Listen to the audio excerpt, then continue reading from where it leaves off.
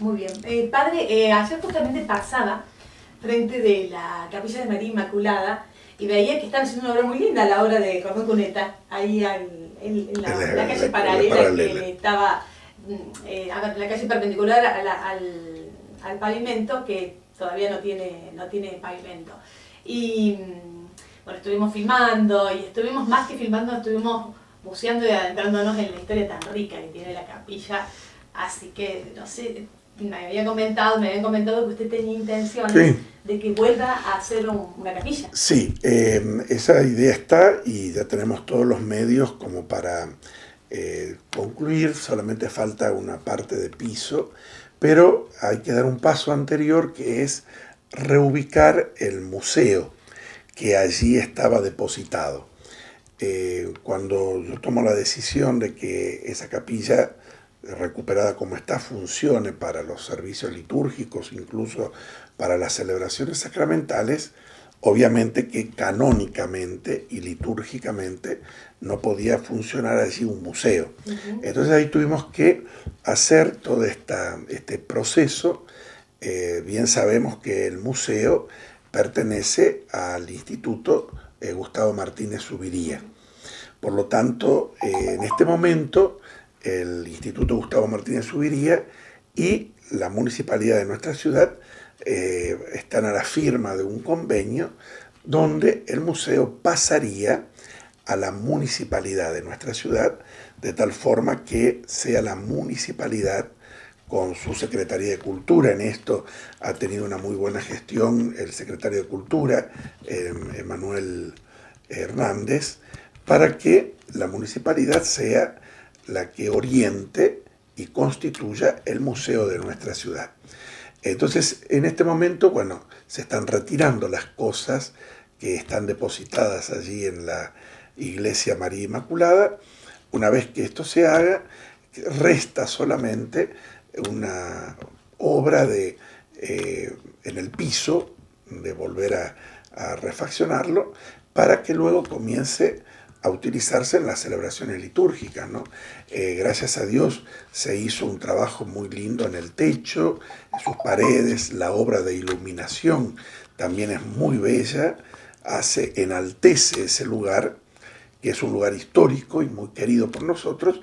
Así que una vez que podamos hacer eso, vamos a comenzar con las celebraciones litúrgicas y también la celebración de los sacramentos, casamientos o también incluso bautismo, porque es un lugar de culto que tiene que ser puesto al servicio de toda la comunidad, no solo de ese sector de la ciudad, que va a ser la capilla propia de ese sector de nuestra ciudad, sino también para uso de toda la comunidad, ¿no? Muy bien. Así que esperemos, si Dios quiere, una vez que se ha trasladado el museo, a poco de acomodar las cosas que hay dentro, empezar a usarlas, ¿no? Muy bien, y hablando de darle vida a los centros, he tenido el gusto de estar una de las noches en la novena en honor a Nuestra Señora de Lourdes. Sí. Bueno, usted ya conoce, es un barrio muy tradicional, un barrio que tiene mucha esperanza y que también ha tenido mucho olvido. Sí, yo realmente estoy muy contento por la novena de Lourdes, ¿no? Por la participación, la devoción de la gente, el clima que estamos viviendo dentro de la novena. Creo que es una bendición grande de nuestra Madre del Cielo para todos nosotros. Y también estoy muy contento porque he convocado a personas del barrio y hemos hecho una reunión antes de comenzar la novena, y allí se ha constituido una comisión, más de 20 personas, pero abierta también a todos los que quieran colaborar, donde vamos a comenzar una obra de restauración de la iglesia y también de la gruta, para que allí podamos también funcionar en las celebraciones litúrgicas, pero en el trabajo pastoral también de todo ese sector, ¿no? Ya sea en la catequesis, en celebraciones propias del barrio. La iglesia es muy bonita y creo que amerita esto. Bueno, la comisión está trabajando, incluso todo lo que están aportando, ya sea en las colectas de esta novena, como intenciones de misa o un bono de contribución que está dando vuelta. Eso va a quedar todo en la comisión para poder refaccionar la iglesia, embellecerla, hacer algunos trabajos propios de revoque y comenzar habitualmente también con las misas en ese sector. Creo que la ciudad, que está creciendo mucho, merece que recuperemos en cada sector estos lugares que son muy queridos y que fueron precisamente constituidos allí para hacer presente, ¿no?, el trabajo pastoral y el camino de la fe de la gente, de la parroquia, y que nuevamente tienen que ser recuperados, ¿no? A fin de año inaugurábamos el Salón del Plan Emaús. Eso posibilita que ahora comencemos también a utilizar y a celebrar la misa en el Salón de la Capilla Santa Ana. También ya está dispuesta para que una vez comenzado el año de trabajo pastoral, allí comencemos a celebrar la misa. Lo mismo estamos terminando el Salón de Cáritas para que se pueda recuperar la iglesia, la Capilla Santa Rita, y Santa Rosa, que también están terminando de acomodar los materiales que se habían utilizado para la construcción de viviendas, para que con todos los muchachos del ACO allí se recupere el salón, ya sea para uso de celebraciones o también para uso de la comunidad, ¿no? Un salón para deportes, un salón para reuniones de la comunidad, bueno, que ya lo están pidiendo, así que también vamos a poner en funcionamiento ese querido Salón de Santa Rosa para este fin, ¿no? Bueno, y tengo la alegría también, tengo la alegría también de comunicar que tenemos un terreno en el barrio Soldano, donde también con el crecimiento de todo ese barrio, ¿no?, que es un barrio popular y grande, bueno, gracias a Dios allí tenemos un terreno donde estamos viendo los medios como para empezar a hacer un salón también de usos múltiples y de convocatoria para el camino de la fe de todo aquel sector de la ciudad que sin duda hace falta también acompañarlos, no solamente en el crecimiento del barrio, sino también dar el aporte de lo que significa la fe y el sentido comunitario de todo ese sector, ¿no? ¿Una capilla? El tema de capilla por ahí restringe el uso, porque por eso hoy se utiliza mucho la expresión hacer un centro de evangelización, porque la capilla sería muy reservada al uso litúrgico. Y a veces uno tiene que pensar que el salón puede ser usado para catequesis, para distintas reuniones, que también pueden necesitar el barrio, ¿no? Aún reuniones en el centro vecinal, reuniones de algunas familias, lectura orante de la palabra de Dios. Entonces, la expresión que se da en utilizar es un centro de evangelización, que incluye el uso litúrgico para celebrar la misa, pero no exclusivo, sino que está abierto a otros usos propios de las necesidades de ese sector.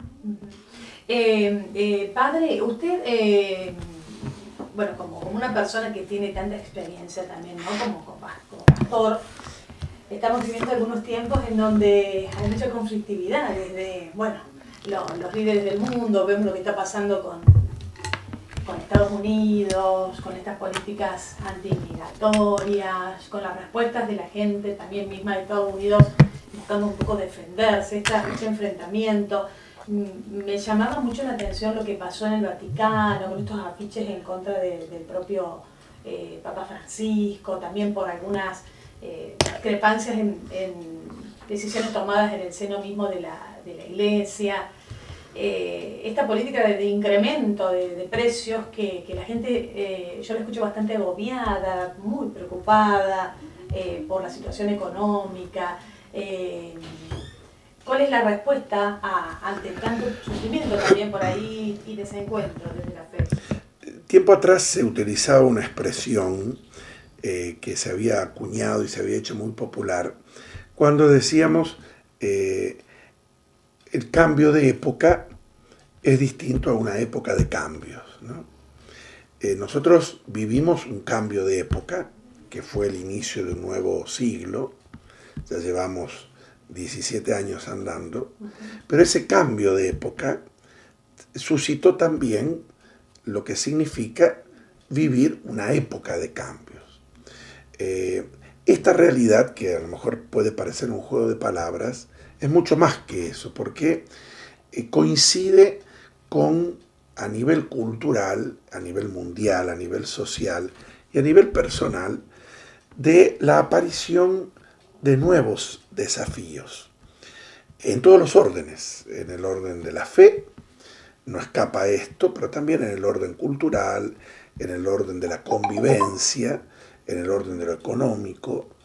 El Papa Francisco, en las encíclicas, si uno tenemos la capacidad de ir leyéndolas, él va haciendo un camino para ayudar a la orientación de este cambio de época, porque precisamente también es una época donde tenemos que darnos cuenta que hay cosas y parámetros o paradigmas que van cambiando. En el fondo, por allí, en algunos aspectos, entramos en crisis. Entra en crisis la sociedad con esta cuestión de la inmigración, de nuevas formas de convivencia que a veces despiertan la intolerancia. Entonces se dan estas contradicciones, ¿no? En un mundo donde las comunicaciones y la técnica y la ciencia ha avanzado tanto, de pronto queremos levantar muros, queremos separar. Cada uno va a tener una reacción frente a esto. Yo creo que hay dos características de las que no nos tenemos que olvidar y en las que uno tiene que poner atención de esto. Siempre en las épocas de crisis, en el orden personal, en el orden institucional, en el orden social, es un sabio consejo, ¿no? Antiguo. En la época de crisis uno tiene que aprender a tener la estabilidad en aquellas realidades que no pasan. Llámense valores, actitudes o principios con los que uno puede manejarse después en todos los órdenes mientras vamos viviendo esta realidad tan movediza de crisis, pero sabiendo que hay situaciones o actitudes en las que a mí me tienen que encontrar bien plantado. Esa es la primera actitud. Y la segunda actitud es lo que tanto predica el Papa Francisco y por eso a veces también tantas contradicciones o tantos ataques, ¿no?, que pueda recibir.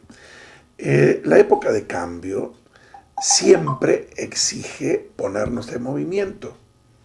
Y esto implica muchas veces abrir la mente, abrir el corazón, intuir qué es lo que Dios nos está diciendo en este momento de la historia, dar respuesta a estas formas donde se presentan los desafíos de la vida del hombre y hacerlo con esperanza, no tenerle miedo, ir dando pasos. Es cierto que a medida que uno va caminando y va aceptando los desafíos, hay cosas que se tienen que dejar, hay riesgos que hay que correr, pero que necesariamente la vida y el mundo, este trajín del mundo nos va exigiendo. Y bueno, eso hacerlo con esperanza. No tomarlo como algo fastidioso, como algo negativo. No, ir dando respuestas, ir dando esperanza a lo que nos toca vivir y asumir con alegría, con esperanza de que el cambio siempre va a ser para bien. Y así lo vivimos quienes tenemos fe, ¿no?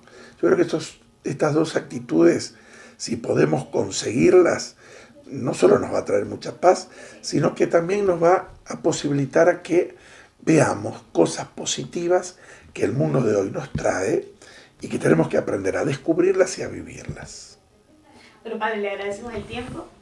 No, es un gusto, yo siempre sigo este espacio de Las Varillas Vive y bueno, es un agradecimiento mío que me den lugar y también alentarlos, ¿no?, a que sigan trabajando en esto tan importante que siempre es la comunicación, que nos permite tener las puertas abiertas, ¿no?